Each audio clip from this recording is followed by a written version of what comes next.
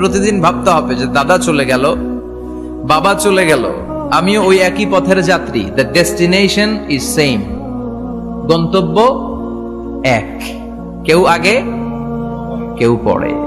এটাই ওয়াজ, এটাই দামি ওয়াজ। এটা মনে রাখলেই মানুষ আর চুরি করতে পারে না, মিথ্যা বলতে পারে না, ইফটিজিং করতে পারে না, পরকিয়া করতে পারে না, মতের বিরুদ্ধে গেলে তারে রামদা দিয়ে কোপাইতে পারে না। চিল্লা এখন ঠিক কিনা? এটাই হচ্ছে ইসলাম।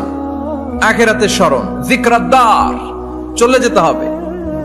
ছোট্ট আছি, বড় হব। এই যে দাড়ি পাকা মুরব্বীরা যারা আছেন, ওনারা মায়ের পেট থেকে তো এরকম সাদা দাড়ি নিয়ে বেরিয়েছিল না?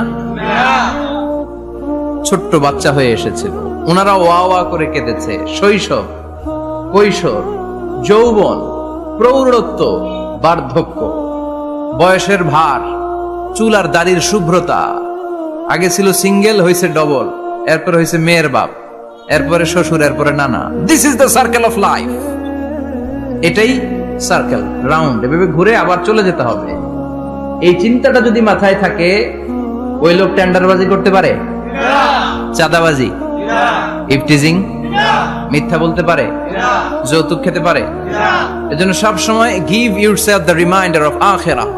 আখিরাতের রিমাইন্ডার নিজেরাই নিজে দেন। অন্যায় হয়ে গেলে, ভুল হয়ে গেলে রিমাইন্ডার দেন যে থাকতে আসি নাই, চলে যাব। কেউ থাকতে পারে নাই, নবীরাও পারে নাই। যেই মালাকুল মাউত রুহু কবজ করে, ওই ফেরেশতা থাকতে পারছে? চলে গেছে। আমাদেরকে চলে যেতে হবে। আল্লাহ বুঝার তৌফিক দাও।